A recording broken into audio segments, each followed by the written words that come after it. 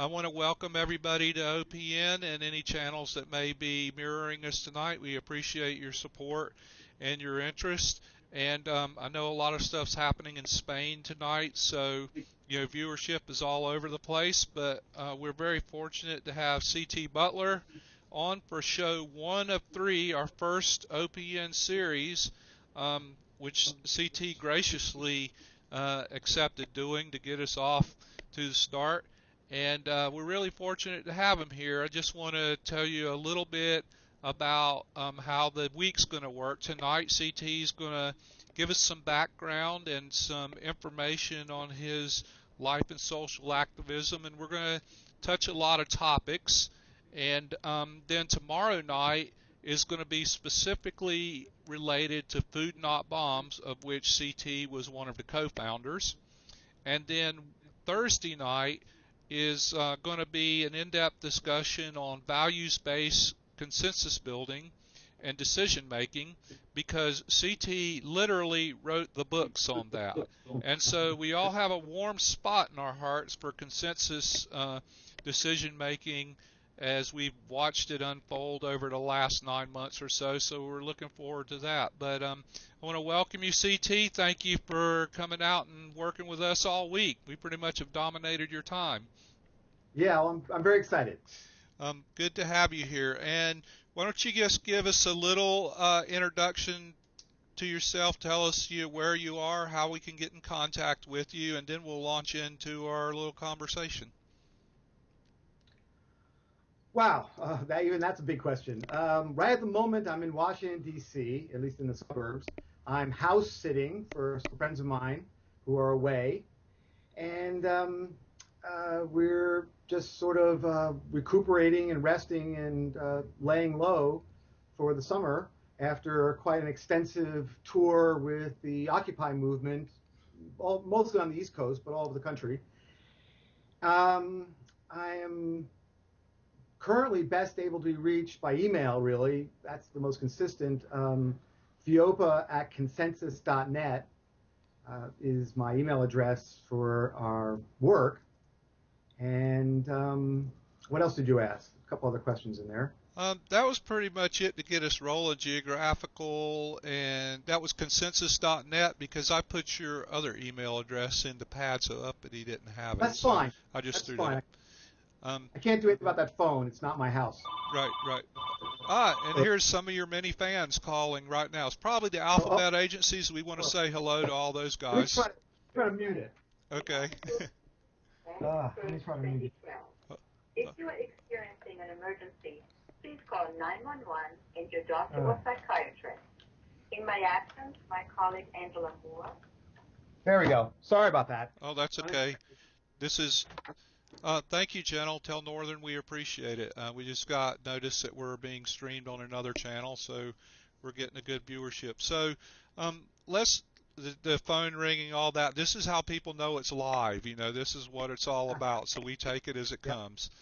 Okay. So give us an introduction to your background in development and evolution as an activist. How did you come to activism? What was your inspiration and stimulus?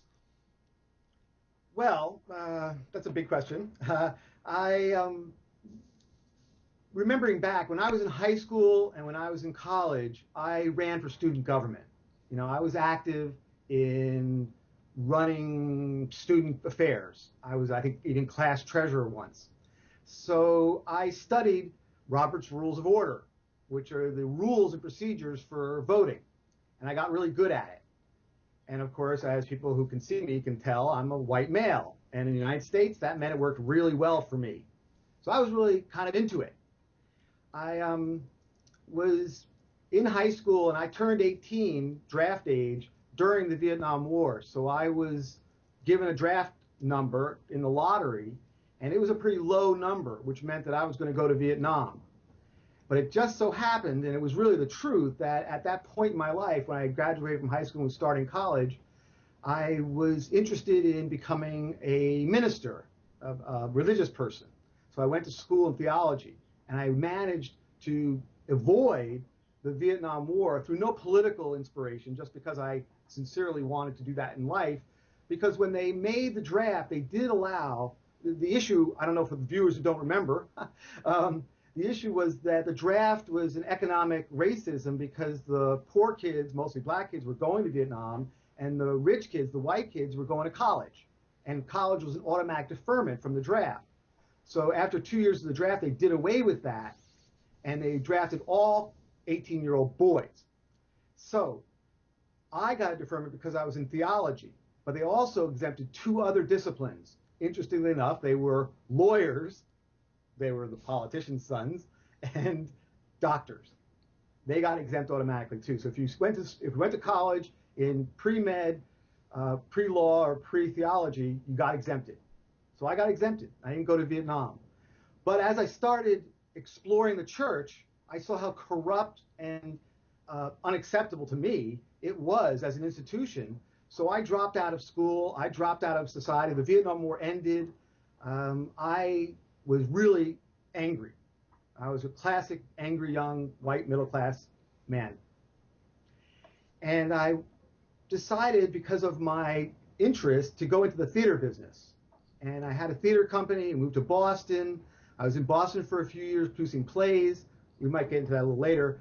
But I met an actor friend of mine who knew that the reason why I was in the theater, I think, was because I was fascinated by group dynamics.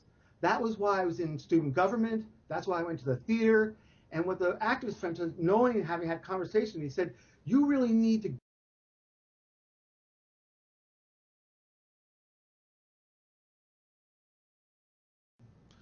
Hello, OPN. We're back. Can you guys see us? Everybody's good? All right. And, I was paying attention. Does everybody know where we were in the conversation? Where we were was CT had a theater group, and he was interested in theater because of the social dynamics. So let's pick it up from there. If we hopefully we'll stay on. Okay, so I guess I didn't talk about, or you didn't hear, so an actor friend of mine who had had many conversations with wanted me to attend this protest at the Seabrook Nuclear Power Station, which at the time was a hole in the ground. And he wanted me to see it because he knew of my interest in this human drama, the spectacle, that there would be a couple of thousand protesters and a couple of thousand cops going at it in the marshlands of southern New Hampshire. So I did. I went along with him. These days you'd say I was embedded, because I wasn't really an activist at that point. I was in the theater business, but I was very fascinated by what motivated these people to act in this kind of mob mentality, which is the way that I saw it, because I had been studying this thing about the circus or mobs or lynchings. They're all kind of the same human aspect. So anyway, I went to the protest, and before it even started, the very first night, we were literally a couple thousand activists. We were standing in a circle in a giant field, and we were making a decision without voting. And that blew my mind. I had never seen anything like it. And additionally, in the conversations that night and all the next day, all through the protest, all through the weekend that we were there like 4 or 5 days, engaging the police and going through this protest. I mean, it did change my life in the sense that I was introduced to the theories and concepts of nonviolent direct action, or direct militant confrontation with violence without doing violence. And so that idea and the witnessing of consensus decision making inspired me to totally drop what I was doing. I literally moved, kind of figuratively, but this is actually what happened, from Boston to Cambridge, which is just across a river, but it was like moving my entire life and going to a totally new country, because I immersed myself in activism in 1979, and I've not stopped since. But I love the fact that your entry point to activism was the theater. One of the things we're interested in is that intersection of art and activism. And just, I don't want to spend too much time on it, but I'd love for you to speak to the importance of art as a method of activist communication, how it's valuable and how it can contribute. Well, you mentioned food, not bombs. And in the very earliest days of us actually doing the thing that later became known as Food Not Bombs, because of course when we were doing it, there wasn't an example to follow. We were creating it. We considered it street performance, or these days I guess you call it, I'm getting the word for a flash mob. We would show, and of course we didn't have computers, we didn't have cell phones, and we didn't have the internet, but the best we could, we would organize our friends and we'd show up in Harvard Square or Central Square in Cambridge and just do an activity, whatever it was. And often those activities were very outrageous. I mean, I get a lot. We actually, it's funny how these things worked out. One day we made a paper mache planet Earth as a costume for somebody to wear, and then a paper mache nuclear missile as somebody could wear. And the idea was that the nuclear missile was going to chase the planet around all day long. And we thought that would be a really beautiful statement. It worked out really badly because people would literally, I mean, this is serious, people would literally physically attack the missile and start hitting the person inside with umbrellas or sticks or whatever they had. So we couldn't do it because it was dangerous. They were practicing violent direct action. They were really upset with the vision of what we were doing, and it was really angry. It made them angry in some cases. So it was, but it also really made a statement. And of course, this was a different time. Nuclear war was very much in everybody's mind at the time because the Soviet Union still existed and the Cold War was, at its peak. So Ronald Reagan was just getting elected. So the reminding people of the threat of nuclear war was very psychological. And so we didn't give up. We did other things, and we kept bringing in the idea and the image of what we were playing with when we built nuclear weapons. And so, for example, as another form of art is visual art. We did a lot of graffiti. We called it night theater as a code word, and also tended to be when we did it. We had a whole very organized way of going about doing it and some set of rules that were very, very important to us because we had learned over time, for example, that if you get spotted by the police while graffitiing, do not run, because I don't trust the police. I mean, it could be innocent or it could be intentional, but they could pull out their gun and shoot you. Right. And graffiti isn't worth getting shot for. It just isn't. I'd rather go to jail and spend, pay $50 or $100 or $1,000 or whatever. It's not worth getting shot.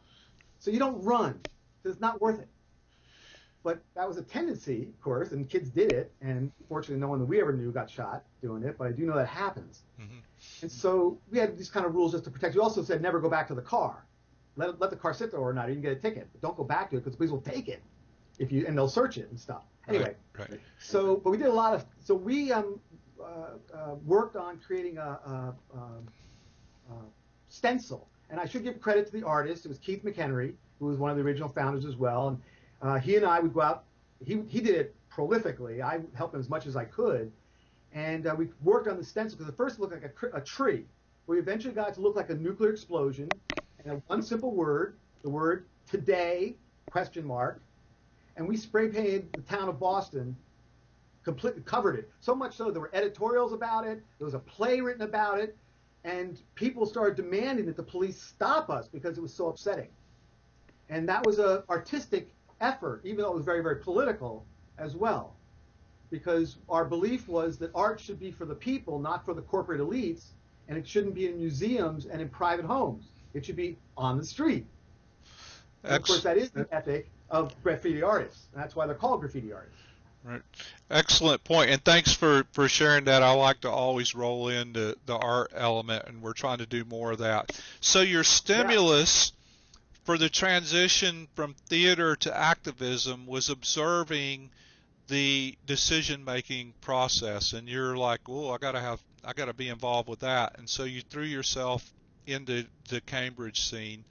Right. Can you, before we go a whole lot further, because this is going to be important later, can you define affinity groups for us? What is an affinity group? Great. An affinity group, in my mind, and the way I experienced it when I first became active, and what Food Not Bombs originally was, the original affinity group, was an autonomous cell in biology, a group of people, usually 5 to 20, that knew each other pretty well, probably liked each other pretty well, often were loved. Well, no, actually, they weren't often lovers. In the early days, because we were doing a lot of militant direct action, we realized that if your lover or partner were in an action and you watched the police beat the crap out of that person, you'd be really affected and possibly badly affected, and maybe even act out in ways you regret. So we tended to not be in affinity groups with our lovers when we were going to do direct action. That was not always the case. But in terms of general life, especially like Food Not Bombs, which was a different kind of direct action, an artistic direct action in the early days, you formed a group and you could make decisions and do things as your group, and you did. But in addition, you would work as a group to attend and be involved with other movements.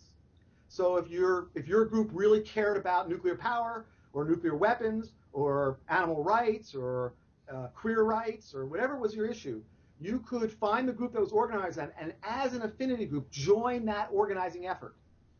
And that would mean that you would bring resources of being able to do several, you might say multitasking, and not burn out one person, but you would operate as a cell within that other organization. So you would rotate the people that went to meetings, you would do the work together as a group rather than as an individual, and you would attend the events of that other larger group, the movement, as a group. So you would have support even while you were on the ground with a series of people who really knew you well and cared about you a lot. Right. So it was the affinity groups were contributing to a larger collective effort. Everybody was bringing their skill sets and their particular elements to a larger effort. Right, as long as it was consented to by the affinity group. The affinity group itself chose which movements it aligned with, which it got involved with. But once it did, the whole affinity group involved themselves in that movement. Okay. Well, thank you for that, because a lot of this stuff we're going to talk about is like, different groups and all that. So that leads me to my next question, which I was wondering if you would give us a chronology of the activist groups you've been involved with and what roles you played in each of those groups. And I know there's a lot.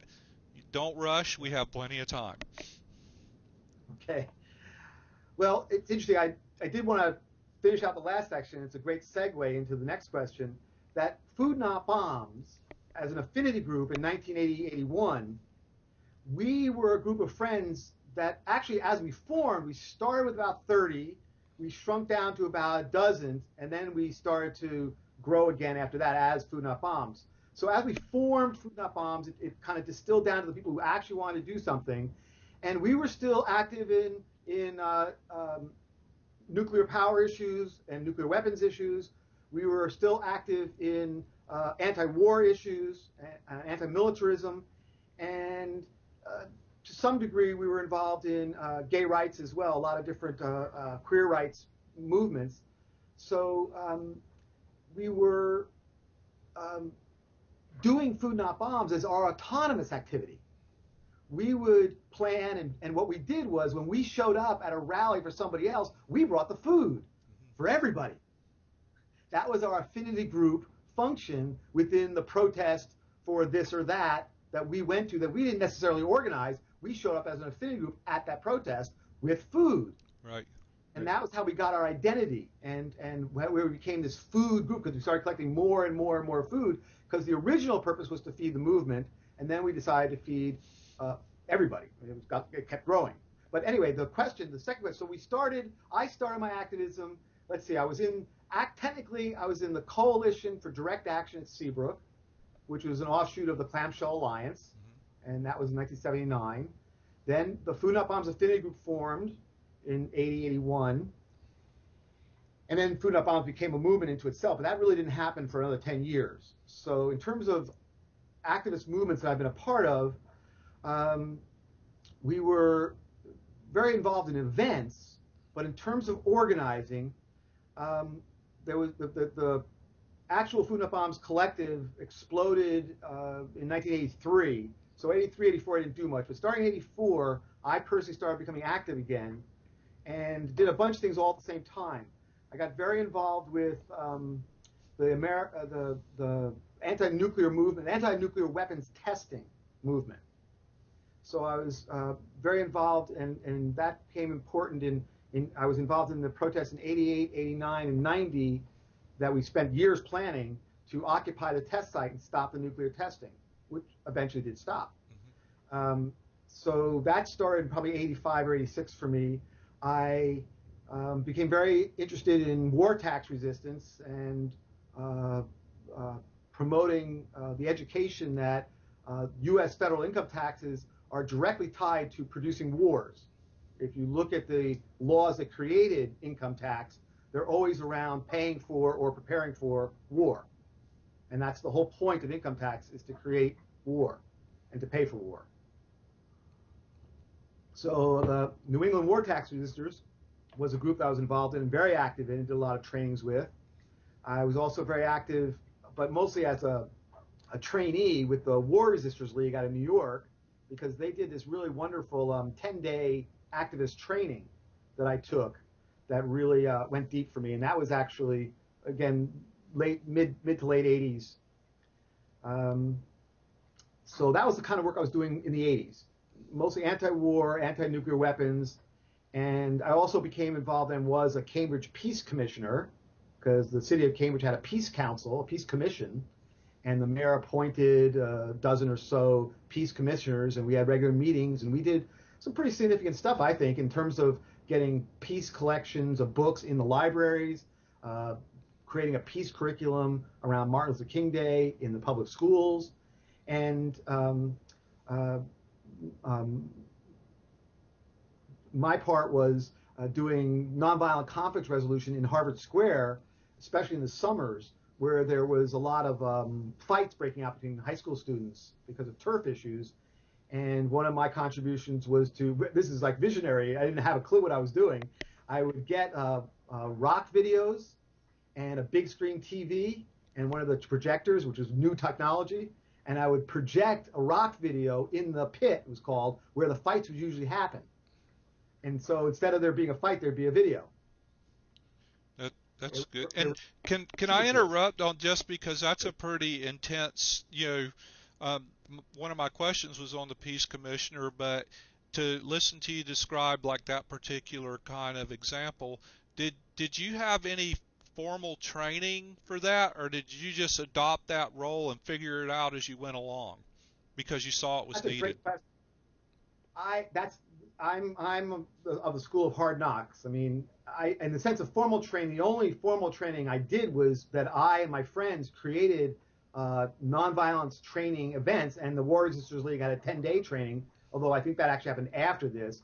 And all these groups that I was working with, they had trainings, but it was all done by us. I mean, there were no experts that we could rely on or call to, except for a few books that we were reading a lot of the anarchists from the past and such, to learn from them. But especially in terms of nonviolence, the sources tended to be the civil rights movement pretty much alone. I mean, we the early Food Not Bombs Collective, we studied the Weather Underground and the Black Panthers really closely, because they had just happened and been, or relatively recently in the last 10 years, and they had been really, in terms of the Panthers, they've been murdered viciously, and in terms of the Weather Underground, pursued and attacked and jailed in some cases.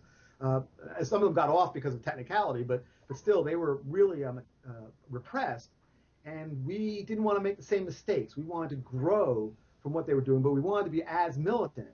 So we were doing a lot of that. So anyway, I didn't get any formal training. The training came from us. We made opportunities to practice. So we did nonviolence trainings where some of us would show up and spend the day acting like cops and getting into the headset of what it was to be a cop and go through role plays, beating up the protesters and stuff like that, and then talking about what it took to get there and to be like that.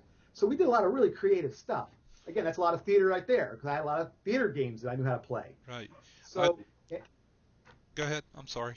I just want to say that one of the funny stories I remember was that I took it very seriously that I was a peace commissioner, and I would hang out in Harvard Square a lot because that's where the Food Not Bombs table was located. We had one there almost every day in the 80s when it wasn't bad weather, and I intervened in a lot of fights that were breaking out. I mean, a dozen at least over the years, and people would witness it. I remember one time somebody said, wow, you handle that like a professional. And I just said, well, it's because I am. But I have no formal training. But I am a professional. I mean, I'm really good at it. And other friends, especially at parties, they'd say, CT, you're crazy. I would never do that. Don't you realize you could be stabbed or punched? And I said, yeah, of course I realize that. That's part of the scenario. I mean, being a nonviolent activist doesn't mean that I'm not going to get hurt. In fact, it almost certainly means I'm going to get hurt because the society is a violent society. Right. But anyway, I was really skilled at it. I'm still very skilled at it. I just through the experience of Occupy and traveling around, it became a very valuable tool because there were disruptions, sometimes very physical disruptions, frequently right in front of me. And of course, I react immediately. I don't even think. I just go into active mode and deal with and de-escalate, the true de-escalation, which for those viewers who think that de-escalation means immediately going small, it means matching the energy that you have in the room or in the situation and then de-escalating. You got to match the energy first. You got to confront the injustice first, and then from that place of confrontation, de-escalate. You don't start by de-escalating, or else you never actually confront the injustice. That's a good distinction to make, and the point that I wanted to get to with that particular question was that essentially you you you learned the skills together with your group on the fly, you adopted practices, adjusted, and you gained knowledge, but it was pretty much a do-it-yourself kind of thing because the need was there. You were there to do it, so you guys collectively took that on to solve a problem, and that's a really good example, you know.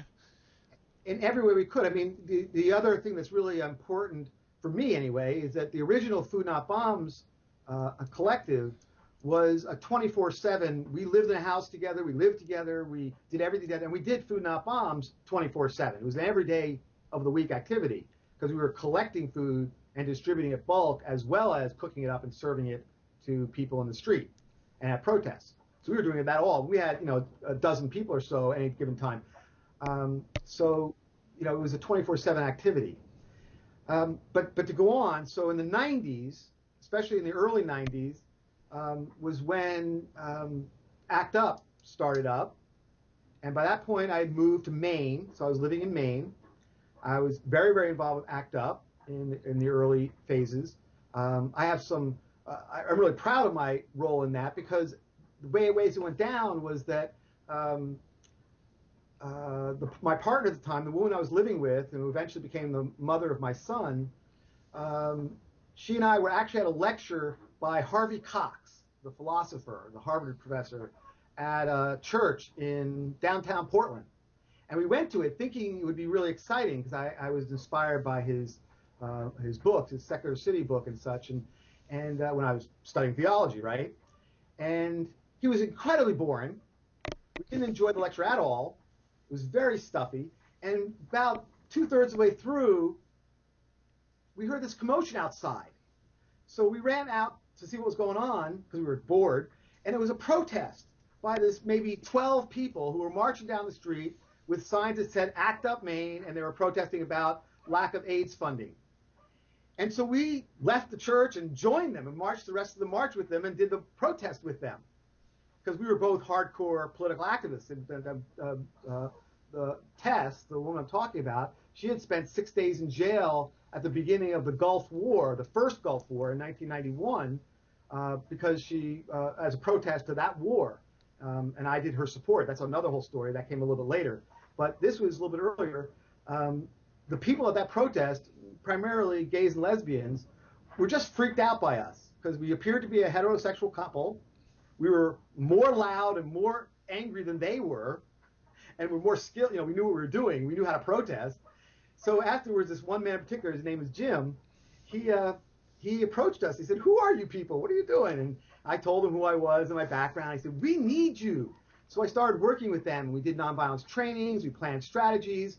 And just this week, this came back to me because a new book just came out. It was reviewed in the New York Times book reviews on June 24th. You can see it for yourself. I found it online. And it was a book called Victory. And it's a picture of the protest that was organized out of New York, but it was a big national protest in Kennebunkport, Maine, at George Bush Sr.'s, well, I guess Junior too, their summer cottage out in Kennebunkport. And since ACT UP Maine was the host ACT UP, we had a very prominent role in that protest. In the picture, you can see it's a crowd shot, and the big banner that says ACT UP, but you can see Jim and you can see me. You can make us out. You can tell it's us. And so there's a picture of me. So he sent it to me because he was actually looking in the newspaper, I think, and saw the picture. Said, "Oh my God, that's me!" And then saw it CT. Oh my gosh! So he sent it to me, and sure enough, I looked online. There it is. And I'm sure the woman who wrote the book and put the picture in there had no idea it was even. She had no idea. Right. Well, and I actually, you sent me the link to the picture. And I don't know if we put that on the pad or not, but it was a sizable group in attendance at that protest. Oh, yeah. Out in the middle of Kennebunkport. It was pretty impressive. Most of the people came from New York City. They had like 13, 20 buses, 30 buses. It was a huge protest. We fed we didn't feed the whole crowd, but we fed Food Not Bombs Maine, fed the PWAs, the people with AIDS contingent, so they were, because at that time, of course, people with AIDS died. And so if you already had full-blown AIDS, it was a terminal illness, and you were debilitated. And so we had a special hospitality tent. But that's an important story, because what we were actually doing, and I'm very proud of this. It actually made the front page of the New York Times, the picture anyway. This was back when it happened. We approached the local church to have an indoor cool space where people with AIDS could have hospitality and be rested. And they turned us down. The minister said yes, but the lay people refused to go along with it, and they turned us down. So we eventually found another place and did it somewhere else. But we decided we were angry with that church for doing that, and we were going to have there be a consequence for that decision. So on the day of the protest, as it was ending, the crowd marched out to George Bush's house, and then they had to come back, the only road, back to town through Kennebunkport itself to get back to the buses. So as they were coming back, we diverted as many people as we could to the square, which was just a block away, where the church was, and 3 of our members of our affinity group climbed up into the bell tower, including one PWA, and hung a banner from the bell. We used ladders from the outside of the church because it's an old-fashioned New England white, with the bell steeple tower and church. all that, yeah. Steeple, all that. And the steeple's open, right? You could get up there. So we got ladders and got up into it, and they took the ladders away, and they hung a banner down from the steeple that said, "Ask not for whom the bell tolls." And then they started hitting the bell with a hammer. Okay? So it was ringing it, and we diverted the crowd. So we got a couple thousand people out of the maybe 10,000. I know there was a lot of people in Kennebunkport. Maybe it wasn't 10,000. It was a lot.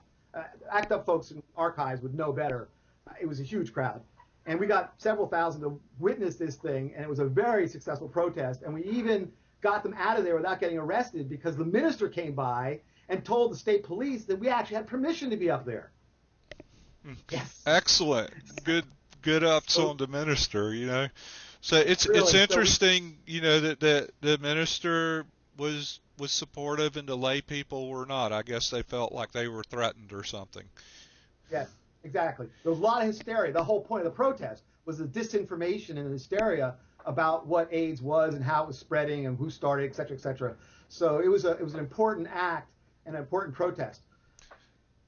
And one more thing, another great story I love about ACT UP was that along the way, this producer, a group of producers in Hollywood decided to raise money for AIDS education, and they did this a CD, which was new at the time, a CD, and they called it Red Hot and Blue. And they made over $1 million, $1.5 million, which they wanted to give to ACT UP. But the stipulation was that ACT UP as a movement had to come up with a way to distribute it fairly. Mm-hmm. Well, you can imagine a bunch of protest queers trying to figure out how to divide up $1.5 million. I mean, it was everybody for themselves. It was a mess. And I was brought in, and I was involved, and I became the facilitator along with another man named Chris, I believe. He and I facilitated a conference call, a national conference call, involved 80 people. And this was, again, before the internet. So we were doing this without, all we had was faxes. People had a fax machine on a separate line and then a phone call. And we had to figure out how to divide that $1.5 million fairly and productively. And we actually did it, but it wasn't easy because, of course, the big chapters, New York, LA, San Francisco, they felt they should get it all because they were the ones making it happen. But of course, there were a lot of little chapters all out on the front lines, like in Maine, where we were really suffering because we got a lot of opposition and there wasn't a lot of support. Anyway, we worked it out. It was very, very difficult. I had to come up with a three-tiered, three-leveled approach so that each faction, because it was three separate factions, got the most money in each tier, if you follow what I'm saying. Mm-hmm. So that each one got what they wanted, at least a third, and right. Then they all agreed to do that so we could get the money at all. Right. And it worked. So it was sort of like King Solomon with the baby. Well, that's I actually want to come back to that because one of the questions that's popped up in my mind is the necessity for planning and organizing, which is something near and dear to my heart. But before we go down that path, I want to back up a little bit because you were at the boring lecture, and a dozen ACT UP people were out there, and you and your partner went out, and you were more angry and more animated than the protesters who actually had a horse in the race. And so this is something I observe, like, where did your anger and rage come from, and how were you able to harness that, and why was it of a greater velocity than the protesters that were protesting? Well, I'll answer in reverse order, because clearly what was exemplified by 1990, 91 was that I was a professional. So I knew how far I could push the boundaries before I was stepping across the line in any given situation. Whereas a young activist, no matter how old they are, I mean, people who are new to activism, they're somewhat timid. They want to make a protest, but they're not sure how empowered they can be. Right. And of course, for some people, it's the exact opposite. Once they become empowered, they just fly off the handle and become extreme. But for most people, when they decide to go out in the street and make a protest, they're not exactly sure how to do it. They're a little bit unsure.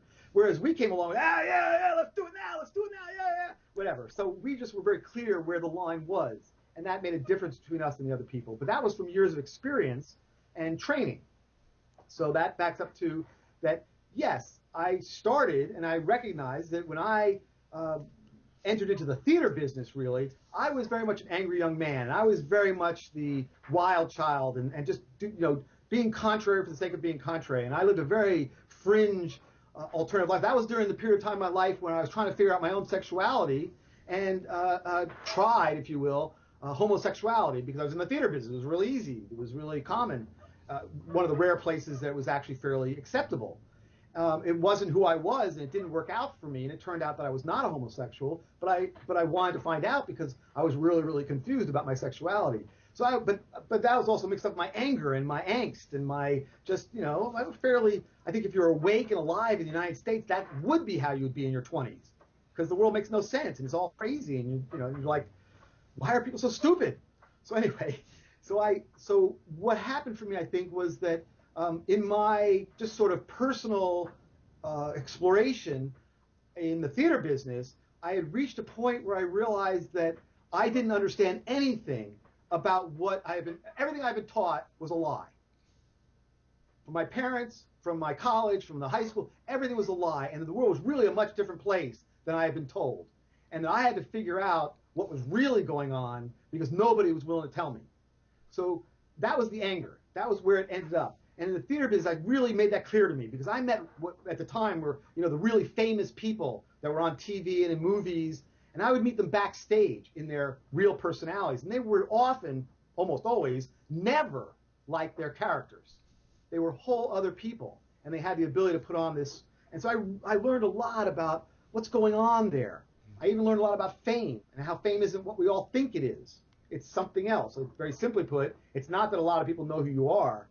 It's that a lot of people know that a lot of people know who you are, which is different, which is how I'm able to be known by a lot of people and I'm not famous yet. So, going backwards and further. Yeah. Oh, go ahead. No, go ahead. Go ahead. Well, I was just going to say that I had this spiritual side or this religious side or the side that saw the goodness in humanity somehow. So I was a struggle inside of my own brain. I was really angry. I was really upset with the world, but I had a deep sense that there's goodness in the world as well. It just is masked. It's hidden. It's buried. So in learning about what the world really was, I also had a mission to find, you might say, goodness, or how to have people interact with each other in a way that's healthy and positive, not this ugly, negative stuff.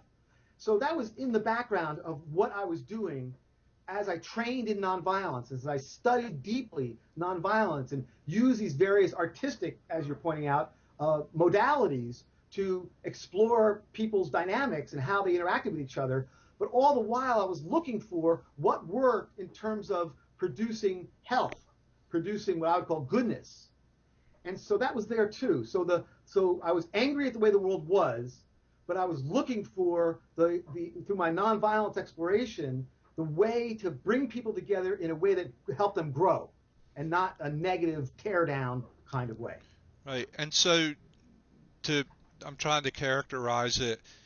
Do you feel like that was an attempt within yourself to reconcile the opposite extremes, the anger, the justifiable or maybe undefinable anger, and the ability and the knowledge intuitively of good in people, and so you were constantly trying to reconcile those two, or is that accurate? Or Yeah, although I think it feels to me like, because I started reading Gandhi and studying Gandhi and talking and having, absorbing Gandhian influence, which eventually changed. And now I actually would say that I believe Henry David Thoreau is the fountainhead, even for Gandhi. But this particular idea that I encountered through talking and reading Gandhi, talking about him with my friends, was this idea that there is this place in every person where they believe what they're doing is the right thing, is the good thing. And if you can reach that place in them, you can touch them. You can move them forward. You can, but it's often very hard to find that place. But I did believe, and I still believe, that there is that place in every person, that they believe what they are doing right here, right now, no matter how heinous, how ugly it appears to me, at some level, they believe for some reason way back when. I mean, it may be buried upon layer upon layer upon layer upon layer of other, rationalities. They are acting from a place of goodness, not from a place of trying to be evil. and how is That's my premise. that? Can I continue on this little bit of an Sure. idea? So It's the essential idea. I get that. So how is the person reaching out, or with the intent of reaching out? Do you do that in a manner that is not arrogant or condescending? Because you have to come from some place that they're receptive to, right? So if you have like this disagreement with the person and you think, oh my God, this person is just completely off base, but I know there's that good point into him. How do you get to that without alienating them even more? And the reason I ask that is because I read something the other day that said for a person to say we should be tolerant of another person is an arrogant statement. And I had never thought about that, but it kind of made sense. So how do you reach? I mean, if I were to tell you, you should be tolerant of another person. Right. Is that what that's what? Right. Yeah. Well, I wouldn't call that's privilege, actually, Uh-huh. because you have the safety to be able to do that. Because you can't really be tolerant of somebody else if you're not safe. Okay. And safety is first, and privilege, when it's misused, that's a misuse of privilege, is based on. But that's another whole conversation. I can answer this question, but I have to give a caveat or a disclaimer that that's a very complex and subtle. What I'm about to say is very complex and subtle, and I'm not going to do it justice. And so I'm just going to give the kind of high notes, the highlights rather, of the concepts, because in my understanding, I know there's a lot of controversy out there about what Gandhi meant by these words, and even now people are challenging the way I pronounce them. But this is my take on my understanding of what Gandhi was trying to teach, and by extension, Henry David Thoreau. There's two concepts in what your answer to your question. One is ahimsa, the power of love, or the power of believing in your own goodness. of really, really believing that you were honestly open to this person and tolerant of them, and that you are open to being challenged about anything that anybody else perceives as not honest or not open, not true. Right. So if you're really there, you got to, it's got to be sincere. You can't be trying to manipulate the person. You can't be having a goal or some objective, some agenda that you're trying to work external to what the person knows. I mean, it's, besides the current topic that we're talking about, if there's some other agenda, is what I mean. So that's the first thing, is you have to have, that's the phrase that people quote as speaking truth to power, is that, I'm sorry, no, ahimsa, it's the power of love. The satyagraha is the use of that love, the speaking truth to power, that the essential component of that many people in the West misunderstand, I think, is being vulnerable. The power of being vulnerable. And the simplest way I can express that, and what it looks like to me, is when it sounds funny, and it's just shorthand for it, but it's when the boss tells you you're fired, and your response is, "You can't fire me because I quit." Okay. Now you're being vulnerable there. You're losing something, but you're taking your power back. You're not letting the boss dominate you, because that's the dynamic there. So in a situation where you can give over, when you can let go of and make yourself less protected, less able to win, because you're not trying to win, that invites the other person to not take advantage of you, or it reveals that the other person is going to take advantage of you and breaks off the conversation. You then know that they're not sincere, that they're not working with you. You have to do something else to now reach them. That didn't work. But this concept of being vulnerable while still being powerful, or still knowing you have the truth force is inside of you. See, you have the truth force inside of you, and you are not afraid to be as vulnerable as possible but still you're letting it out. You're still not going to stand down from your truth. And, And so, and yeah, I it's love very that difficult. part about not trying to win. You state your truth, you allow the other person to have their truth, and then you start working from that point.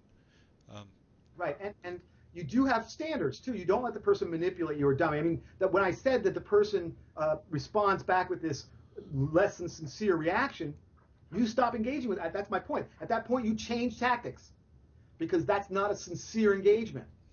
And what you're looking for, like I said, you're trying to touch that person, that place where they're sincere, and you didn't find it yet. So now you got to be vulnerable in another way to find it, or do another tactic, or do something else. So it's a very much a game of Go. I don't play Go, but I understand the concept of it. And it's a lot of giving and taking and moving and anyway. But your motives are important, and that's what's not in this conversation. That sense of coming from a place of truth and honesty, and that's a large conversation. right, we could do a whole show or a whole series of shows on that alone, and I may be coming to you on that very topic soon. Um, Well, I, I've been doing this a long time, so it's not a surprise. let's I want to make just a point. You used a phrase earlier, making a protest, not having a protest, but making a protest, like you create a protest. And I think that's a really, really good distinction to make, that, we have to make these things. We have to make these things. They don't just happen of their own accord. They don't fall into our lap. Nobody owes us one. We have to take responsibility to make it. So that was just one of my asides. And now I want you to speak to, in following with this current train of thought, sabotaging the ego. That was part of the fame discussion, right? Because we kind of talked about this Yes, on the phone. right. So I want to hear a little bit about that. Since tonight's theme is about me personally rather than sort of the process or the group dynamics of it, is that what you're really asking? I'm asking you. You made the comment, so I'm asking you to relate the Yeah. story as it applies to you, so that your experience, your perspective, so we can all gain some insight from that. not so much that we should all sabotage our ego, but how you experience that directly and why. Okay, well, that takes us back to the beginnings of Food Not Bombs then, in my first year of activism. Because basically, on the personal level, part of what hasn't appeared anywhere in public yet, but I am planning to write a book about this, was that one of the major factors that brought Food Not Bombs together was the fact that there were actually two direct actions by the Coalition for Direct Action at Seabrook. One was on October 6th, 1979, which I was at, and then there was another one May 24th, 1980. And it was at the May 24th action and the subsequent dissolving of the movement, that particular movement ended after that protest, was the formation. Food Not Bombs grew out of the ashes of that activism. And the reason is because a couple thousand protesters were involved. The police used a lot of brutality. I was beaten unconscious myself personally at that protest. But they also arrested, I think, 2 or 3 people, maybe a dozen. They didn't arrest too many people. They arrested a few. And one of them they charged with a felony. The felony was assaulting a police officer with a deadly weapon, to wit, a grappling hook, which in fact we were using to pull down the fences. And I have a footnote to that story at the end. The person who was arrested was named Brian Feigenbaum. He's one of the original founding members of Food Not Bombs. And Brian had just graduated from Boston University as a law student. And it happens to be that you can't pass the bar, you can't practice law if you're a felon. And he was charged with a felony. So it was the end of his career before he even started if he was found guilty. He also had been a person who had appeared on national TV as a spokesperson for our group. And we're clear that's why they arrested him. And he also looked just like me. In fact, that's how he and I met, was that people kept walking up to me and saying, "Are you Brian?" And people kept walking up to him and saying, "Are you CT?"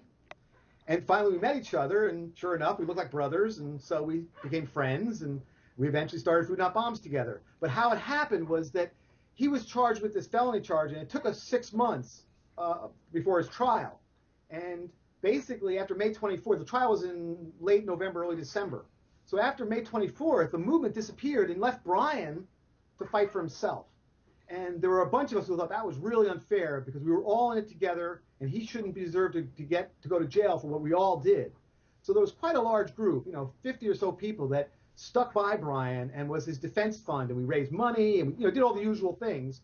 And we had a trial, and his mom was there, and we had 6 guys who all looked alike, including Brian and myself, and 4 other guys, 4 other hippies, we now call hippies, and Brian's mom acted, because she knew me, I had met her by that point, and knew who she was. She acted like I was her son. We interacted as if we were mom and son the whole day in court, and in the hallway and everything like that. And when it was time for the police officer to pick the 6 that were sitting in the front row, he had to pick which one was Brian, and he couldn't do it. And the judge was like, "Well, if you couldn't pick him out in the front row right now, but you could pick him out of a crowd of 1,000 activists," because he wasn't arrested. They didn't arrest somebody for the grappling hook incident when it happened. They arrested somebody the next day or hours later in another part of the place saying, "That's the guy who did it." And they arrested Brian. I forgot to put that part of the story. So we got him off. He was found not guilty. And it was through that experience that the core group that eventually became Food Not Bombs coalesced. So that's one of the reasons why we bonded. I'm not sure that was your question, but I thought that was an important part of the story. It was a great story. My question was on sabotaging the ego, but that was a worthwhile story. I loved it. Well, okay, so basically it was Brian and Keith and myself and a few other people, and we were talking about continuing to be revolutionaries, continuing to be activists, continuing to protest, and there wasn't a large movement anymore, and we had this idea about using food to mobilize the movement. And we kind of knew that if we were successful at what we wanted to do, the state, they would repress us. And We knew about Martin Luther King being assassinated, and we were pretty clear that was organized silencing of a great leader. And we knew what they did to the Black Panthers, and we knew what they had done to the Weather Underground. We knew what they had done to successful revolutionaries. And you go back in history to Sacco and Vanzetti or the Luxembourgs. It's just if you were very successful, what you want to do as an anarchist activist, they kill you. That's the reward you get if you're good at it. So we said, wait a minute, that's fucked. That's bad planning. So we said, we don't really want to be killed for doing this, but we want to do it anyway. So how do we do that? So we actually had conversations, long conversations, about how we could organize a movement and not have anybody know that it was individual people who did it. We didn't want to be Abby Hoffman or Jerry Rubin or, I could go on and on. I'll name the names. But we didn't want to be any of those people. We wanted to not be known. We wanted the ideas themselves to be what made the difference. And I think that at this point in history, 30 years later, you could say we were very successful at that Food Not Bombs, for those who know, it's huge. It's all over the world. Thousands and thousands, tens of thousands, maybe even hundreds of thousands of activists have participated in Food Not Bombs in the last 30 years. And none of them know my name, a few of them. Not, relatively, percentage-wise, it's single digits for sure. Keith is probably the most famous Food Not Bombs activist, and he's still not very famous. And we wanted it that way. It was intentional. And we could have done it differently. So how do we do that? Through my theater observation, I learned about how you create personas and how you direct attention with the media. And so I did it myself, and I coached the other players in speaking about the ideas and always deflecting to the ideas and to the name of the group and not using I statements, you might say, not taking personal credit for things, but saying Food Not Bombs did it, or it was the right thing to do. It was the we were de-escalating a violent situation, or we were challenging the injustice of the economic exploitation, or whatever it was. We always put the ideas front and center and not who did them. And that was a very important part of our early activism, was to get really clear about that. And that we were also a collective. That also is another aspect of that, is we operate as a group. We didn't operate as individuals. So when we did stuff, it was always 2 or 3 people doing it. And when everybody asked us who we were, we didn't say, oh, I'm CT. I said, oh, I'm Food Not Bombs. See how that works? Yep, exactly. So that's what we did. So that was a conscious and overt, and we talked about that on a regular basis. And by and large, we're successful at it. I love that, and I don't know if you caught it when you said it, but you said you helped coach the players, and it's back to that theater troupe kind of thing. Everybody was playing the role they needed to play, and so that's so encouraging to hear that. I think you just gave us a good segue to talk a little bit about comments and observations regarding anarchism, and was the Food Not Bombs, and was your personal activist philosophy considered in anarchist principles, and how those principles might serve society at large? I think so. I mean, my take on anarchy, from reading and talking and hours on end as a young activist, was that anarchism was about self-governance, but it meant governance. It didn't mean chaos, as it says in the dictionary. I like to point out to people the dictionary, the first definition of anarchy usually is chaos, or it might be actually the second definition, the first definition being no government. And I say, yeah, and who wrote the dictionary? The corporations. Right. White guys named Webster wrote the dictionary. And, they have no interest in people actually knowing what anarchy is. My first definition of anarchy is mutual aid. And my second definition is self-governance, but with an emphasis on governance. It's where every voice is heard. A government of the people, by the people, and for the people. Sounds like anarchy to me. So mutual aid is the primary concept. And the way I usually like to talk about it, when I used to do classes, Introduction to Anarchy back in the 80s, and I would say that my idea is that if you think about the Bill of Rights and these basic rights that are inalienable, that we all believe in, free speech, freedom of religion, etc. If you are responsible for making sure that you personally have your rights and that you have to defend your use of those rights in order to have them, then you're acting you against the world. But I'd rather have a contract. My perspective is that I have an affinity group of 10 people, and I say to the other 9 people in the affinity group, look, I am passionate about your basic rights, and I am going to work, I'm going to devote my life to making sure that for the 9 of you, nobody infringes on your basic rights. But I'm going to stand up for you if you'll stand up for me. And making that contract, that way, as I go through the world, I have 9 people standing up for my rights. And all I have to do is stand up for those 9 people's rights when it's necessary. I don't have to stand up for my own. That sounds like a better deal to me than having to do it all on my own. Well, that's true, because then you don't feel embattled and like the lone voice in the wilderness against just untenable odds. Yes. Where does Plus the fact that I'm more passionate about defending my friend's rights or my lover's rights, whatever it is, because I can get more into that than even for myself. It actually is true. So I'm actually more passionate. Anyway. What about the role of personal responsibility in anarchy? Well, responsibility in general. I actually, and I do want to get to another movement that I was instrumental in that we haven't talked about yet. I haven't actually mentioned to you ever yet. I realize I totally left it out because it's sort of in the closet about it, but I'm willing to be out.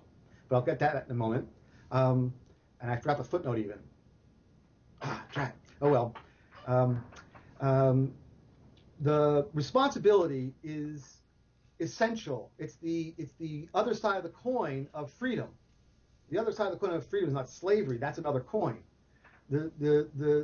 What freedom is about, and in order for it to be possible, is for everybody to know that what they're doing doesn't harm other people, or take away somebody else's freedom is a better way to say it, to keep it in the freedom realm. So if you're going to do something free, exercise your freedom, and it involves taking away somebody else's freedom, then that's not freedom for all. So that's not, and to me, anarchy is sort of like freedom for all. So in order for me to do something where I'm exercising my freedom, for it to be truly free, I need to know that I am not infringing upon anybody else's freedom. Because if I'm acting in a free way and I'm infringing upon somebody else's freedom, then I'm oppressing somebody, not acting free. So I have to know that. So when I take actions, I have to know that it's in concert with those around me and that they support me in taking them so that I don't oppress them. That's the only way I can exercise my freedom, is by knowing that. Because otherwise it's oppression. So that means my personal responsibility is to know how my actions affect other people. That was so eloquently and clearly put. But can you say that again? Personal responsibility. In order for me to act in a free way, in order for me to be a free man, in order for me to be live out the activist principles of freedom for all, I have to know that my freedom does not infringe or take away anybody else's freedom. So my personal responsibility is to know that what I do is supported by and is cooperative with those around me. I have to know that. It can't just be a guess. And I know how to do that. See, I know how to create that environment. I actually do know how to create that environment. That what I just said is possible. And that is something everybody can learn, right? Yes, it is. We just have to practice it, because we've had it, I guess, educated out of us, or we've become so desensitized. I don't know. Right. Also, we can do an interactive thing right now. Oh, cool. Because what you just talked about was what I call habit. It's what we've all learned how to do, and it's become so rote and so familiar that we think it's natural because we don't even think about it when we do it, right? So I can show everybody who's can hear me right now, if they want to just clasp their hands. Let's see. Clasp your hands in this, like you've done every time in your life. Just like this, clasp people. your hands. Yeah. And then notice which thumb is on top. And just right now, switch it so the other thumb is on top. The other way. Just change all the fingers. Just switch it so the other thumb is on top. And you'll notice that doesn't feel very comfortable. For most people, it's weird. Put them all, interlace your fingers all together. I get it. It does feel weird because I just defaulted to the same spot, and the minute I change it, exactly. It just feels awkward.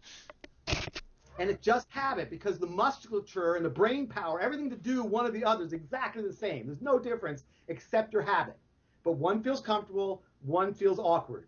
And when you've been interacting with people, when you need to be defensive, you need to be careful, you have to have masks, you have to worry about when they're going to attack you, you have to be prepared to attack them if necessary. When you're living in that world, you get very comfortable with certain sets of behaviors. And then I'm inviting people to live in a new world with a different kind of dynamic, as you might be beginning to guess by my story. You have to learn new habits. You have to get out of the old, and it's really hard for people to let go. So much to the point now that in my collective today, the FIOPA Consensus Collective, we talk about people needing to detox from society in order to really understand what it is we're teaching. Excellent. Sort of like a 12-step program. That was a great example.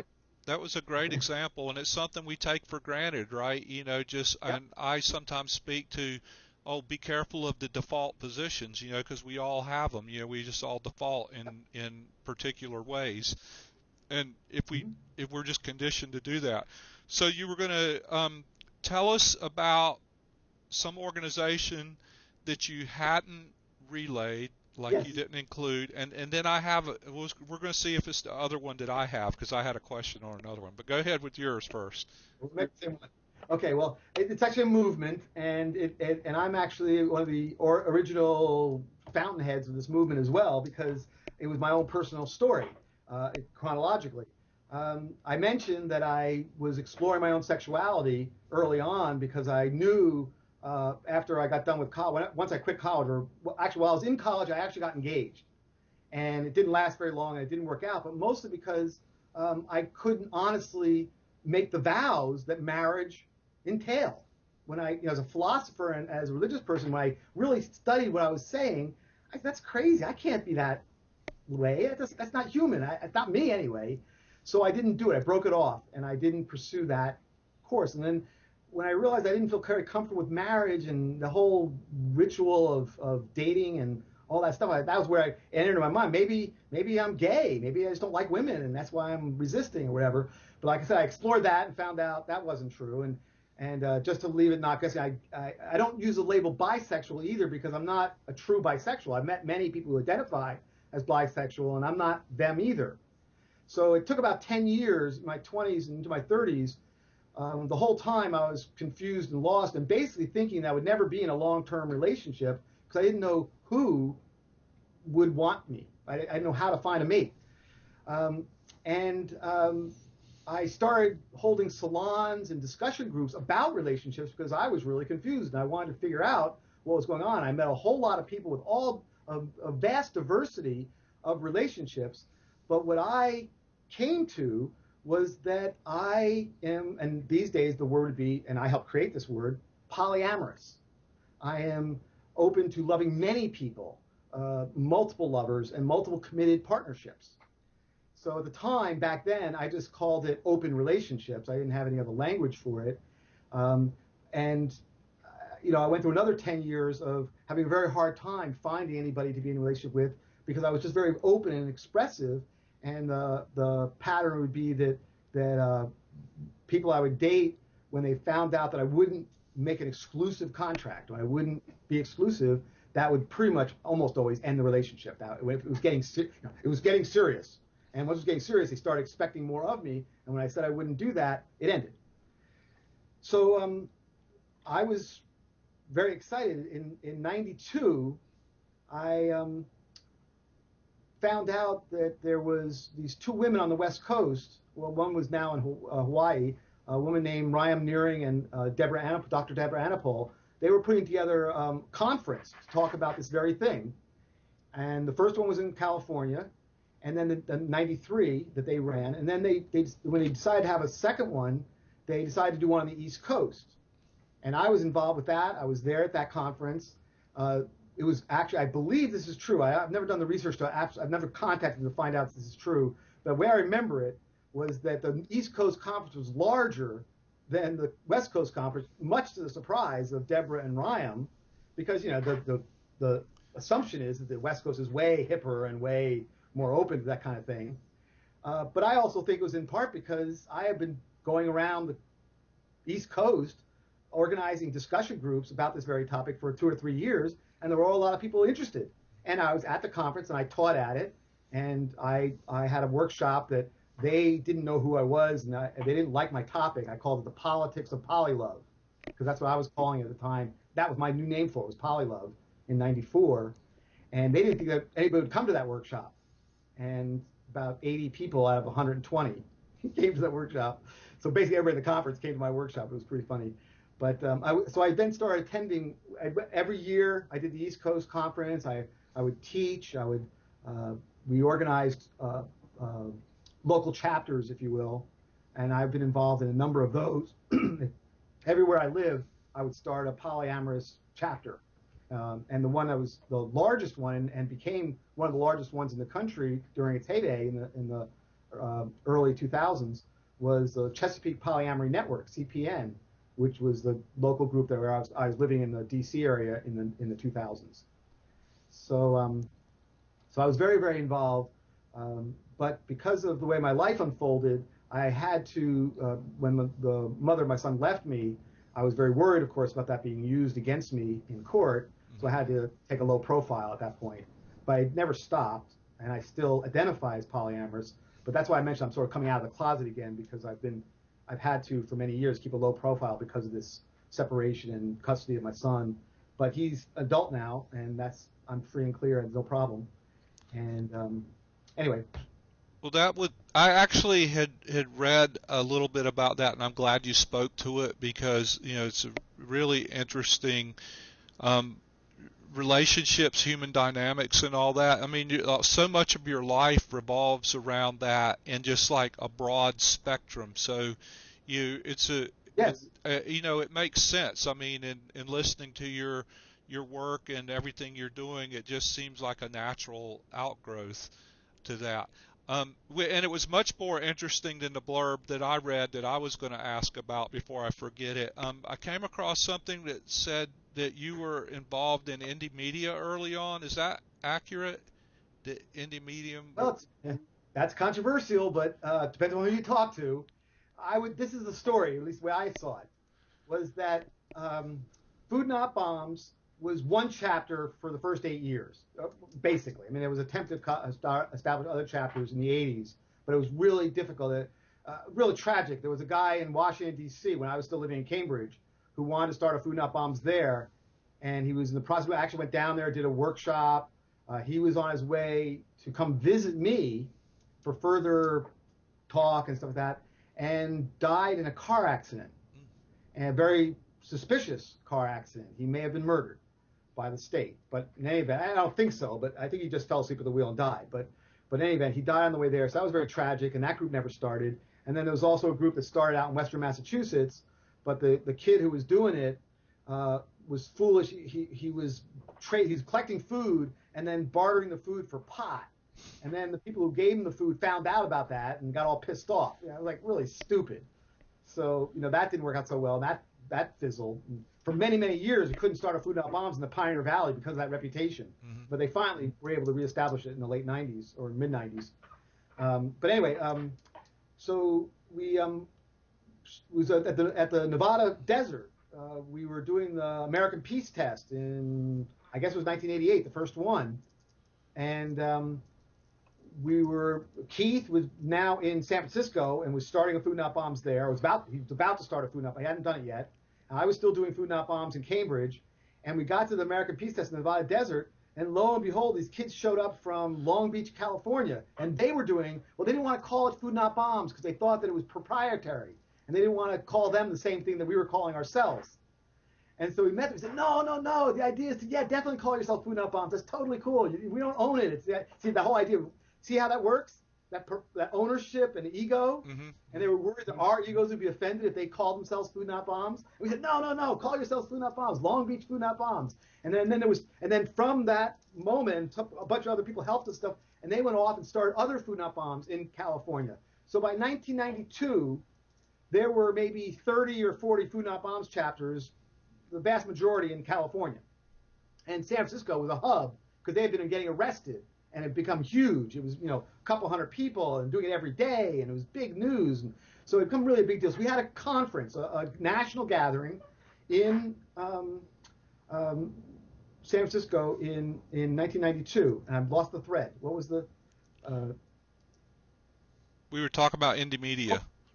Indie media. Okay, so we had this gathering, and I'm trying to think now. I'm saying. So then we had a second one 3 years later in '95. It's '95 year. I got ahead of myself or got confused. So we did one in '92, and then we had another one in '95, and that time now we had hundreds of people. There were food not bombs all over the country, and we didn't have computer. We just had gotten a computer. We did have one or two computers in the office, but I was coming from Cambridge. I had a job, so I had some resources. I rented an office in the office district a couple of blocks away from where the Food Not Bombs was fighting the police at UN Plaza on Market Street. And in the office, we had our computer. We printed a newspaper every day that we disseminated from the office. It was where we organized all the events that happened. We had people coming in and sleeping. We were fighting with the landlords the whole time. They evicted us. There was all kinds of crazy stuff going on just in the office. But we also ran one of the earliest pirate radio stations, Food Not Bombs Liberation Radio, a 30-watt FM radio station. We put an antenna on the top of the office building, and we ran it out of our office. And that was really significant because I guess it was FM, because we didn't have cell phones, right? And we didn't have computers much. We were just learning, just beginning to understand computers. We didn't have websites yet. Email was just beginning to happen. We finally had a computer in the office, and we were able to email a few times, but we were mostly using it for word processing and publishing the newspaper and organizing the conference, the workshops. That's what we used the computer for. But we were having a problem with logistics around getting the food, because the meal program that we were offering about 700 activists who showed up. This is to coincide with the 50th anniversary of the UN in San Francisco, in UN Plaza, where we're feeding people and getting arrested for feeding people while the UN is celebrating the Declaration of Human Rights. So we were like making that point. This is really crazy. So we were planning to feed the activists who were in town for the conference in UN Plaza at lunch and at dinner. But what would happen is the food would show up, and the policy in San Francisco at the time was they would arrest the food and the 5 or 6 people who were serving the food. If the people who brought the food, they would get arrested. But the people eating the food would not. So you would have this crowd of people, hungry people, and 5 people would, a car would pull up, and 5 people would jump out, and they'd start unloading it, and the police would swoop in and arrest those people and arrest the food. And we needed a way to get around that. So what we were doing was that the cookhouse, when they would load up the car, they would call the office and they would tell us where they were going to deliver the food, so that the crowd could just go get it and bring it into the center, and it wouldn't be a car and a small group of people bringing the food. And then we would broadcast that information over the radio, and all the activists in the street had radios. They were transistor radios they were listening to, so they knew where the food would be. And the cops never figured that out. We were able to do that the whole week. And that was how we did it, was through this radio station. And we had banners. We had a banner making workshop every day. We had banners all over the city the whole week long. We had a newspaper every day. We had a university, a free university every day. And we had radio station operating every day, along with using the radio station to organize. So that was, and what the idea behind that was, what we were actually doing, what we decided we wanted was, we had tried to work with the media, and we knew that we could not. They would not give our message. They would consistently lie about what we were doing and only give the police side of the story. The classic example is the fact they kept saying that we didn't have permits, and that was never actually the issue. We did have permits sometimes, and they take them away sometimes, but that was never the issue. They also said we didn't have health. It was just a mess. The real issue was that we were making a political statement, and they wanted to stop us. So we gave up on the media, and we decided, and our mantra was, become the media. Be the media. You made your own media. Made our own mass media. That's what we're talking. When we're talking about media, we weren't just talking about a painting that is hung in a gallery somewhere. That's fine, good to it, but that's not what we're talking about. We were talking about mass media. And so we were doing, I left out graffiti. So we were doing graffiti and banners all over the city, and postering, putting up posters. That's mass media. We were doing a radio station, FM broadcast. That was mass media. We were doing a newspaper. That was mass media. and we were holding protest rallies out in public, which had its own form of mass media because the press would come and lie about us. But at least we were getting the story out that we were doing it. So we were creating our own indie media.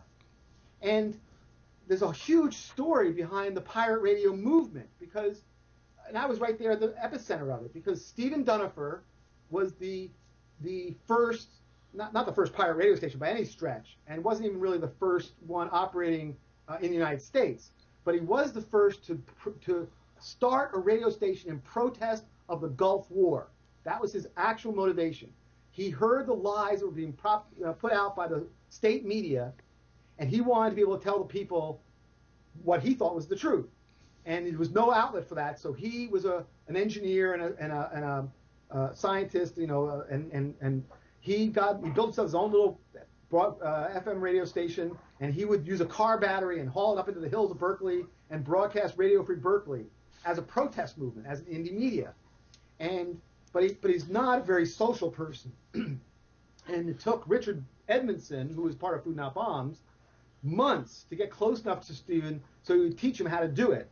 And then Richard taught Keith and myself and others, and eventually we created a factory that I was the long distance support person and financier of it, and Keith and the Food Not Bombs activists and Richard had a radio station first out of his RV. They would drive around, and eventually we just decided, screw that, we're just going to take on the state directly, and he just did it out of his living room, and he eventually got busted. The state tried to he gave him this huge, $20,000 fine for every day that he broadcast, and it was a huge amount of money, and they were going to put him in jail for 10 years, and we fought that case on the merits and won, because we fought that our argument was that since the FCC didn't even license radio stations below 100 watts, that was a statement of saying that they didn't care, and not that you had to be over 100 watts and pay $100,000 to get a license. We said, screw the $100,000, and we're only 35 watts. They don't care. They have no jurisdiction. And the judge agreed with us. And we won that case. It was huge. But it took a couple of years, and during that time, there are estimates of between 150 and 500 micro or pirate radio stations were broadcasting, and almost all of those were started out of that movement that Stephen Dunifer started, and then we picked up as Food Not Bombs. We created Food Not Bombs Liberation Radio. Then we created a factory where we made kits. We put together kits and do it yourself, and we'd mail them to people for I don't remember what the price was, $20 or something. And you could mail order your own 35-watt FM. Low-powered FM. Get the word out to the people. I love that. That's a great story. I'm really interested in that whole make your own media thing. It was a wonderful story. Because, go ahead. Well, many of the activists who created what is now known as the Indie Media Network were influenced by that movement, because it was also right at the beginning of the internet, right? The internet was just coming on to its full power during that whole time. So the indie media became the internet and the internet media. And the original people knew they came from that movement, but eventually they kind of lost it. So now it's controversial, but that's the story, and I'm sticking to it. Yeah. And that, in my opinion, created indie media. Yep. Well, and here's another story that's related. I should talk about it, but go ahead. It's like I'm not interested so much in the labels as I am the action, and that was a good action. I don't care who, what, where, when, how. The action is what carried, the message, and it's a great thing. It's just an illustration of what we can do. And I always speak about using our tools. How do we use our tools effectively to be supportive and productive and help our causes, right? And so this gets me to my next question, which is, what is the role of narrative in serving the causes of social justice? Well, you certainly are calling me out there, because you see that I love teaching by narrative, by telling stories. I think that's the best way to do it, because the stories are what people remember. So I've made an effort to fill my public speaking with storytelling, and I do consider myself a storyteller. I hope a good one. Essential. I think that not only the overt form of storytelling, the narrative in terms of telling a story or describing an event, but also the personal story or the psychological narrative that we tell ourselves of who we are and why we're doing what we're doing matters a lot. It matters hugely. And I think that I've been very sensitive to, and I care a great deal, not just about the actions that I take, but you might call it the motif or the symbolic messaging that goes along with the action. So that, like, one of the essentials of Food Not Bombs was the idea, just a simple concept. You can say in a couple of sentences. There's lots of food that's wasted by the food industry. You go and get it. Instead of it being wasted, you collect it and you give it to people who need it. That's like a really easy set of, you can say that really easily. You can say it in a bunch of different ways, but it says the same message. And that message is at the core of what Food Not Bombs is about. Unfortunately, at the time, I did not think of including a third or fourth sentence that said, as an environmental statement that we don't want to waste the food, so the people eating the food are helping us. We're not helping them with hunger. They're helping us with not wasting the food. And that didn't get translated. That's an important element of the original Food Not Bombs that got lost along the way because I didn't come up with a symbology for that concept.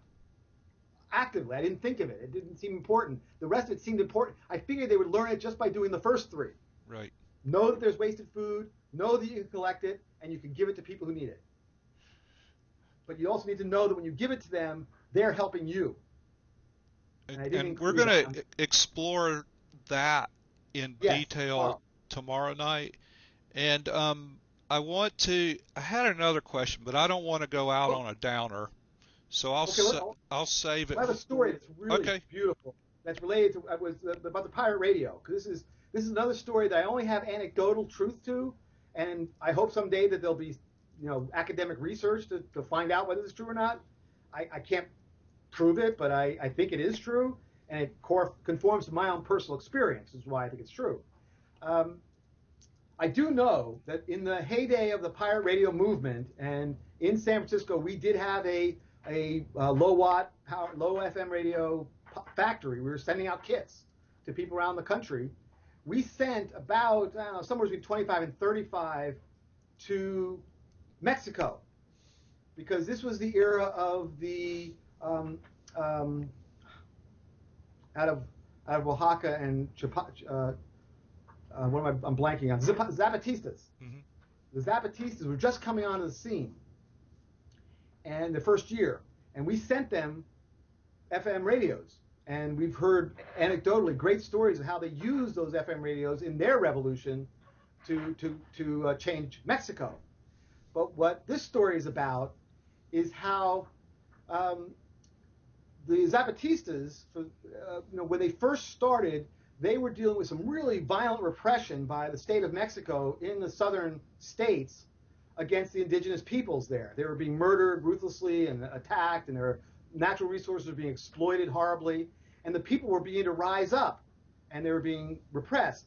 And the Zapatistas were the people, mostly men, but some women, who went up into the mountains to become guerrilla activists, guerrilla warfare. I mean, they took up arms and they started an armed revolution against the state of Mexico.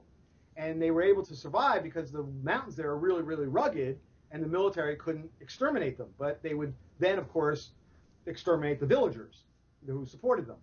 So it was a really ugly and violent situation, and lots of people were dying. And then dramatically, within a year of their formation, there was a reversal. And the Zapatistas laid down their arms and decided to start a nonviolent revolution to change Mexico. And it was very, very effective. There was a famous video, press release, that was released by a man who was known as Subcomandante Zero. Mm-hmm. And he was a college professor, reportedly a college professor, who was really just a supporter of Zapatistas, but was their front person, a spokesperson for the rest of the world, because he could speak eloquently, I'm guessing. And he wore a bandana, and he had kind of like revolutionary clothes on.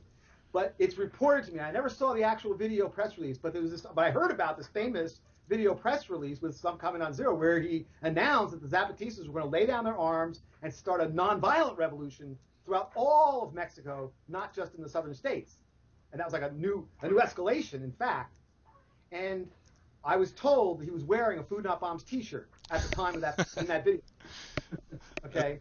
Now, I doubted that when I first heard it. I thought that was just a cute rumor, and I didn't believe it because at the time, I failed to mention yet another way to have mass media was to produce silkscreen T-shirts. And I had a 5-color silkscreen manual silkscreen press that Keith had taught me how to use, and I had inherited it from another part of my life, and so I was the person who created the 4-color Food Not Bombs T-shirts. And by that period, mid '90s, I would, if you had a Food Not Bombs T-shirt, you got it from me, or one of my crew. I mean, it took a bunch of people for us to do it, but I was the person who had the machine and would regularly produce Food Not Bombs T-shirts as a form of mass media and also as a source of income.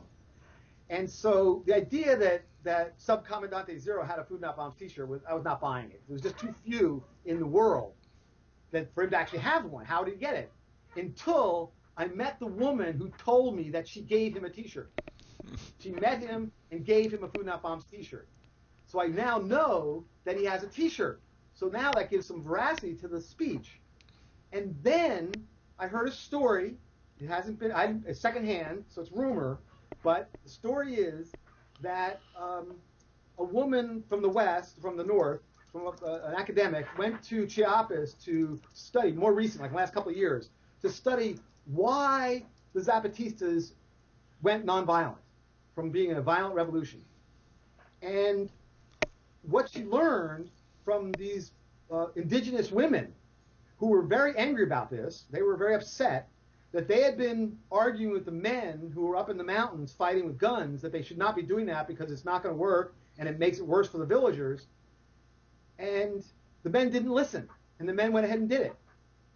And then these 2 books came from the north, and the men read those books and decided to become nonviolent. And they should not have done that. It should have been from us. And the woman maintained that those 2 books were my 2 books, the On Conflict and Consensus and Food Not Bombs. And that and I know that Food Not Bombs has been translated into Spanish. I don't know that On Conflict and Consensus has been. I have 2 copies, 2 different versions of Food Not Bombs that have been translated, one in Castilian Spanish from Spain, and I actually have a silk screen. The entire book is silk screen. For those of you who know about silk screen, hand silk screen. Right. The entire book, hand bound, and in Mexican Spanish because it was produced in Mexico City. That's actually some of the maybe Tijuana. Anyway, I got a copy of that, so I have those copies in hand. So that's the story. I'm blown away personally. But and then how did they get the books? Well, I'm certain that books went down with the radios because we sent them. I'm sure. Yeah, it's a logical progression. That's great. But again, mass communication, right? It's like never doubt the power of mass communication. We have it all over. We've just given it up, and now it's time for us to take it back or create new ones for ourselves so we can spread the truth messages. So I want to wind this up for this particular show because tomorrow night we're going to go in depth on Food Not Bombs, some history and some background, some lessons learned. Just a lot more Food Not Bombs tomorrow night.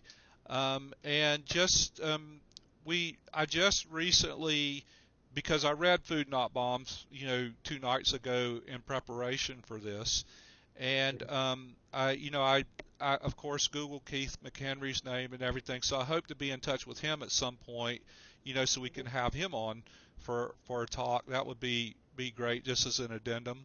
But tomorrow night, Food Not Bombs in detail, and then Thursday night we're going to get a primer on values-based consensus decision-making, and we're going to ask the hard questions about why our observation has been, in so many cases, it ain't working too great. So we're going to get down to dissecting that because in principle it's fabulous, but in practice it looks to be difficult. So maybe we're missing something. You'll fill in our education on that. So Um, my final question for tonight, and then we're going to wrap up, is what are the three most important lessons you've learned from your life in activism?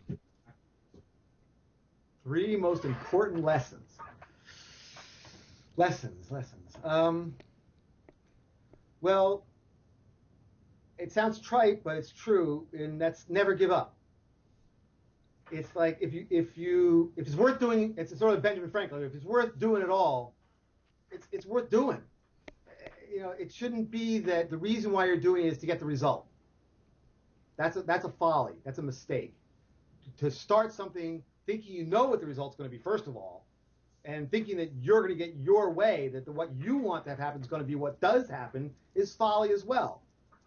Nobody has that much power. so, deciding that you're doing something because it's the right thing to do for you, and it doesn't matter how it works out. It doesn't matter if it's successful or not. It doesn't matter if it reaches other people or not. It doesn't matter whether you whatever. You just do it because it's the right thing to do. And over and over again in my political activist life with Seabrook, we thought we failed because they built the Seabrook nuclear power plant, and it's online now. It was the last commercial nuclear reactor built in the United States. We were successful. We thought we had failed to act up because we didn't manage to change society. But, the AIDS world, the whole arc of how the AIDS disease went in this country was dramatically changed by what ACT UP did. And a lot of lives were saved. And, I could go on. Food Not Bombs has changed the world in huge ways. But at the start, it seemed like, our original collective busted up. We thought we had failed. So for me, the lesson is to do it because it's the right thing to do, not because you know you're going to, or because you count on getting a result. Another lesson that I've learned is that honesty, even when it seems to be against your own self-interest, is still in your own self-interest. It's the hardest thing in life, I think. That when you're confronted with a situation where in the moment it feels like, oh, just a small lie, just a little lie, just an intentional misrepresentation of the truth, just an intentional deflection would be okay. And then it comes back to bite you. It always does. And sometimes really badly, and sometimes it hurts other people a whole lot. So in my life, I think a major lesson is that being honest is the best policy, and it hurts sometimes, and it has costs, and it has prices, but they're worth it in the long run. And so I've wedded myself to that idea, and that's particularly important in relationships, and it's particularly important when you're polyamorous, and really hard. I'll allow everybody listening to imagine that.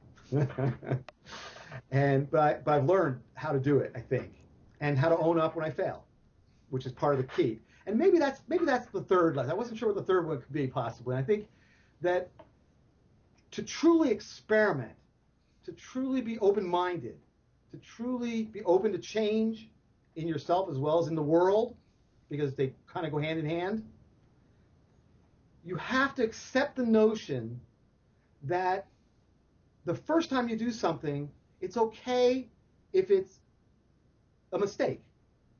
It's okay that you did it wrong and you have to do it over, or you have to go back to the drawing board and start again. To try and fail and pick yourself up and try again. Never give up, I guess, is sort of related to this.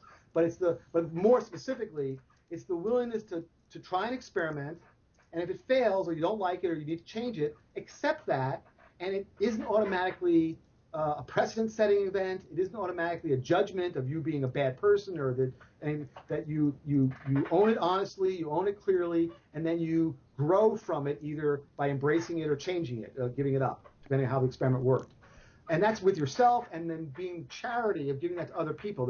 That when they're experimenting, when they're trying something new, they've got to be able to fall down. If you don't allow them to do that, then they will stop experimenting, and that's bad. They'll stop being open-minded.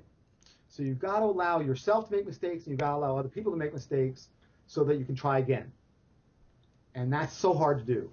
It's so difficult to do, and it's essential. Those are excellent lessons to have shared with us. It gives us something to think about.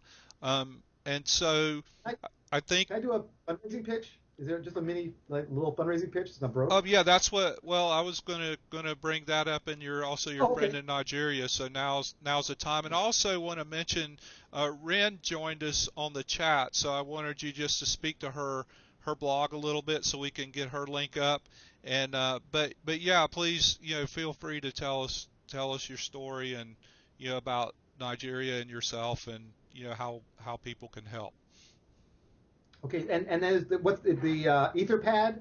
Yeah, yeah. Is that's available to people? So on Etherpad, it's not much yet. We'll put more there in the coming 24, 48 hours.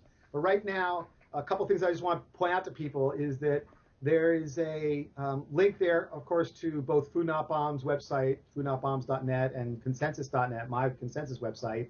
But for this moment, more importantly, um, Ren, who's my member of the FIOPA Consensus Collective, she's also my partner, life partner, and she's also polyamorous. And she has a blog that's awesome. It's wonderful. She has many fans. It's called hippiechickdiaries.com. And she chronicles our ongoing life. So it's a great way to follow me on a personal level and follow her as well. She's an awesome writer and a poet, and she's also a major, a master facilitator, and understands this model that I teach very, very deeply because she's been living it. She's from the intentional communities movement. She's lived in intentional community for over 15 years, um, and so you can read and learn about her there. And there's also, we have a fiscal sponsor. We're a nonprofit, so you can make tax-deductible donations to us. They're called Fusion Partnership, and their website and their link and their page where you can click and make a donation is there. And it would be awesome. Even $5 right now would be awesome for us. You can also go directly to my website and find me there. And then you mentioned my activist friend in Nairobi. I I'm wasn't sorry, planning this. Nairobi. I said Nigeria. I apologize. That's right. Nairobi, Kenya. I was there in 2007 when the World Social Forum was there, and I was there for 3 weeks. And I met this young man. Well, he's 28, 29 now. Douglas Rory, and he's been in the process of starting a Food Not Bombs chapter there, and he's a photojournalist and a videographer, and it's very, very difficult, especially nowadays, since all the disruptions of the elections a year ago and the failing democracy. They were one of the strongest democracies in Africa, and they're having really internal corruption, strife, and it's just Africa's a real mess all over. So many different problems in so many different countries. But in Kenya, they're still more stable than most, and yeah, it's really, really difficult. And I've been supporting him financially and politically for several years, but in the last year, I've hit on hard times financially, and I'm really and just really gave my all to Occupy the last 6 months. So I have not been able since the new year, since January, I've not been able to send him any money. And he just called me today. He's just really hurting. He just really needs some support because he's not, he's an anarchist. Well, he doesn't identify as an anarchist, but he's definitely a forward thinker, and he loves Food Not Bombs, and he's trying to do it. I have lovely stories about that, but I won't go into right now. But he also needs support, and from my perspective, and why I was sending him money even when I had a job, I didn't have much, was because $100 a month, $200 a month to me was like another bill, but he could live on that in Kenya. So I couldn't not send it to him, but eventually I became desperate. I literally, and I'm currently having a financial meltdown myself. I have debts and I have problems, and I don't have a job. I don't have steady income. So I'm really, I need my own support, but I've been having to say no to him consistently now for months, and I feel really strongly that he deserves some support. So I thought I'd put it out to the world and say, wow, is anybody else out there that would like to do some great political organizing in Kenya and meet a really fantastic person? And I've met his whole family, and his mom is very supportive, and his sister. It's really he's a special person. So I would love to see even a small amount of money go to him. And so thank you for bringing that up because I've been unable to support him. Yep. And can you tell us the Fusion website again? We didn't have the link on the pad, I don't think. It's not there? Ah, I thought I put it there.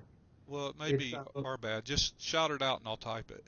well, Uh, friends listening, she should type it in. She should Oh, Ren, chat it. Ren just put it up. Thank you, Ren. We Yeah, great. appreciate that. See, always got to have a backup to keep everything Thank flowing. you. That's your production team. You know, we have our production team because I could not do this without them. So, thank you very much, Ren, and it's really good to have you joining us tonight. We really appreciate it.